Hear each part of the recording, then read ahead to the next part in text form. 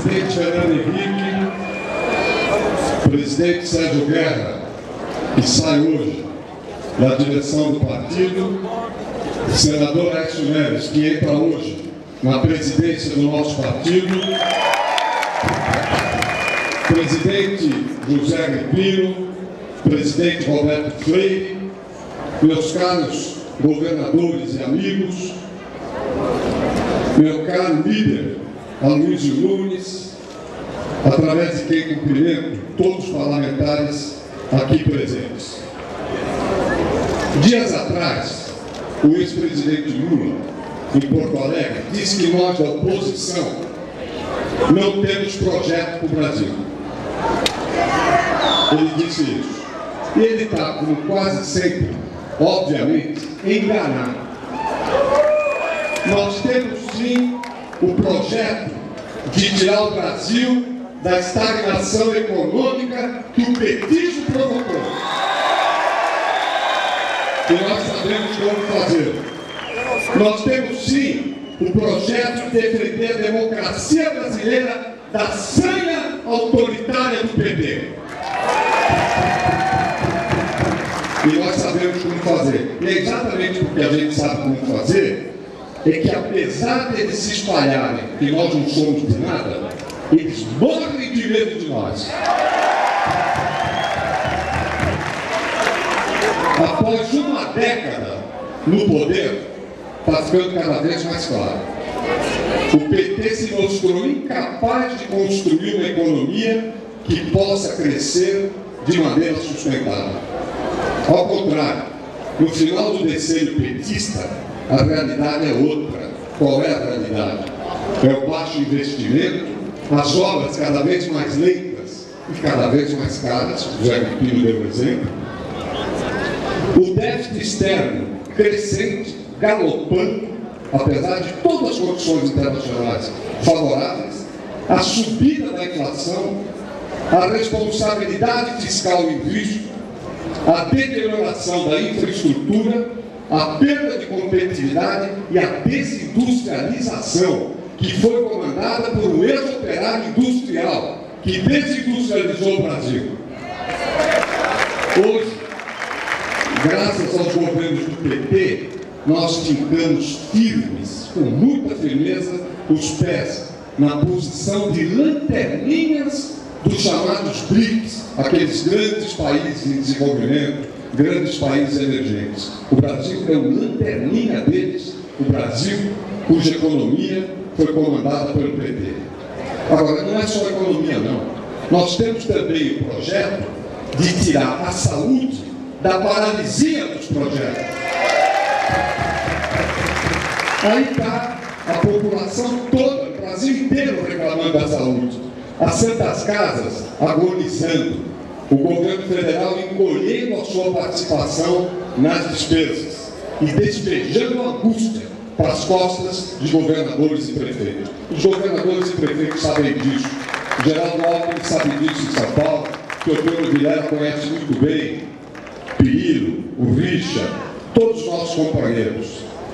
Mas nós temos também, sim, o projeto de retirar a educação do âmbito da conversa mole, que é o que acontece na educação no Brasil, que consome muito dinheiro, que compromete o futuro das nossas crianças e dos nossos jovens. O PSDB, meu caro presidente, que hoje assume, Aécio Neves, tem a missão de contribuir para aglutinar e organizar o conjunto de forças sociais e políticas da resistência democrática. Após uma década de poder, o PT se julga em condições de avançar no autoritarismo. Por exemplo, que é o financiamento público de campanhas eleitorais, para dar ao partido do governo uma vantagem definitiva nas eleições futuras. Quer submeter o Supremo Tribunal Federal à maioria governista do Congresso Nacional, invadindo o outro poder da República. Quer fechar o acesso dos novos partidos ao fundo partidário e ao tempo de rádio e televisão, como o Roberto Freire sabe disso. Quer impedir o Ministério Público de investigar. É pouco?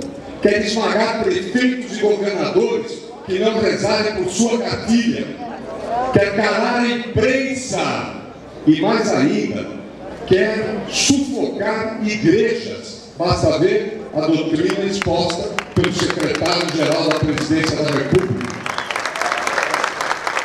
E a experiência do mundo ensinou que a gente tem que levar a sério não só o que o PT diz, mas como também o que o PT pensa. Isso é fundamental. Agora, em contraposição a isso tudo, nós temos sim um projeto. É o projeto de defender a democracia, a liberdade, a independência dos poderes e a decência na vida pública, transformada hoje num verdadeiro mercado persa de favores e de malfeitos. O Estado brasileiro, meus caros amigos, meus caros militantes, homens e mulheres do Brasil inteiro, o Estado brasileiro foi de fato capturado, tomado de assalto por grupos centrados no PT e privatizado o seu benefício em função deles. Os órgãos governamentais foram realmente tomados de assalto. E presidente Fernando Henrique, sabe qual é a pior privatização que poderia acontecer? É essa, a privatização do Estado. Aliás, no nosso programa partidário, presidente Alexandre, uma questão essencial é reestatizar o Estado brasileiro, que foi privatizado em função de interesses de natureza partidária do PT e dos seus aliados.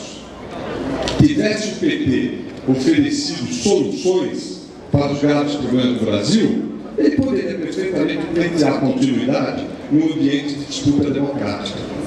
Mas não. Como eles sabem que estão em dívida com o nosso povo, em dívida com o nosso país, eles pedem o autoritarismo para não serem removidos do poder. Não querem perder o poder de jeito nenhum e para isso recorrem a qualquer coisa. E nós temos a missão outra, de construir e fortalecer, de contribuir para construir e fortalecer a resistência a esse bloco democrático, que representa hoje a vanguarda do atraso no Brasil. Vamos aglutinar ao máximo as forças capazes de resistir a esse projeto e vamos derrotá-lo. Nós vamos buscar convergência, não apenas do PSDB, mas com todos os que estejam dispostos a marchar em defesa da decência, da liberdade, do progresso e da justiça. Quem não tem projeto para o Brasil hoje é o PT. Nenhum. Pode se inventar, pode ser perguntando. Eles jogaram no lixo, e olha que isso até foi bom, o seu programa original. Então eles vão vagando pelos supermercados das ideias, de cômodo em cômodo, catando ideias a esmo. Das nossas, algumas foram aproveitadas, mas foram, pouco a pouco, desfiguradas. Basta lembrar a perversão, o loteamento, a degradação das agências reguladoras criadas pelo Fernando Henrique, das privatizações atropeladas e incompetentes, eles que tanto demonizaram as nossas privatizações. E algumas deles matam privatizações do PT, como é o caso das estradas. Estão matando gente pelo Brasil inteiro a sua incompetência. Agora, veja o caso das novas explorações de petróleo. Ficaram paradas durante 5 anos. No final, foram retomadas dentro do modelo de antes, do tempo do Fernando Henrique. 5 anos pararam para retomar aquilo que havia. Na verdade, esse governo, ele contraria um princípio básico da gestão pública ou até privada. Ele transforma facilidades em dificuldades. Haja talento para isso. Em vez de transformar dificuldades em soluções, o governo que ali está faz o contrário. Transforma soluções em problemas. É um governo que passou 2 anos perplexo diante da herança recebida deles mesmos, do governo Lula, e gasta 2 anos fazendo campanha eleitoral. É assim que vai ser o mandato da presidente Dilma. É um governo, no Planalto, no Fernando Henrique, as crises entravam de um tamanho, saíam menores. Hoje, no governo Dilma, as crises entram de um tamanho e saem muito maiores. Tudo na encrenca. E o país é que está pagando por essa inépcia. Olhem, meus amigos, minhas amigas, eu venho de longe, vou nem dizer a data. Já vi muita água passar debaixo da ponte no Brasil, e fora dele. O golpe de 64 me levou a ser condenado à prisão e ao exílio quando eu tinha 22 anos. O golpe do Chile me tornou exilado ao quadrado, porque também fui preso por segundo lado.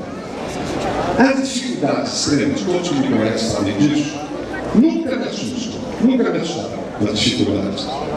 E não vão ser agora as regras do regime democrático que vão me constranger. Eu vou lutar como sempre, com clareza, com lealdade, sem ambiguidades ou palavras de sentido impreciso. Porque esse é o meu estilo. Eu não tenho porta-vozes, não tenho intermediários, não tenho intérpretes. Quem quiser saber o que eu penso, só tem uma fonte confiável, eu mesmo. E eu conto com a lealdade desse.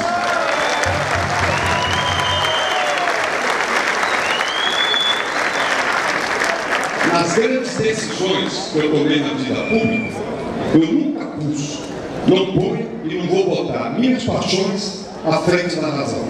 Eu sou racional demais para isso. E com os olhos de 2014 e no futuro do Brasil, eu vou continuar a atuar em favor da unidade das oposições e de quantos entendam que é chegada a hora de dar um basta a essa incompetência, que é uma incompetência incrível, porque eles são orgulhosamente incompetentes. Partidos, meu caro Aécio Neves, muitas vezes procuram eleitores. Hoje, no entanto, há milhões de eleitores em busca de um partido, ou de partidos que possam localizar os seus anseios por justiça social. Sim, mas também anseiam por decência e vergonha na cara, porque essas coisas não são incompatíveis. Os que estamos aqui hoje estaremos com absoluta certeza do mesmo lado em 2014. Os que estão aqui, afinal, escolheram um lado. Todos que estão aqui, do nosso partido e dos outros partidos, escolheram um lado. É o lado da justiça social com crescimento. Porque justiça social sem crescimento significa democratização da pobreza. E o que nós queremos é a democratização da riqueza no nosso país. E ela tem que ser produzida. Os que estão aqui estão do lado da justiça social com democracia. Porque a justiça social sem democracia é uma fraude política que tenta criar uma ditadura virtuosa. E isso não existe na prática. Estamos aqui, aqueles que defendem a justiça social com o Estado de Direito. Porque a justiça social sem o Estado de Direito é só a guerra de todos contra todos. Eu venho aqui desejar nova direção do nosso partido, com o Aécio Neves na presidência, com tantos companheiros experimentados, corajosos, treinados, formando a sua executiva de grande qualidade.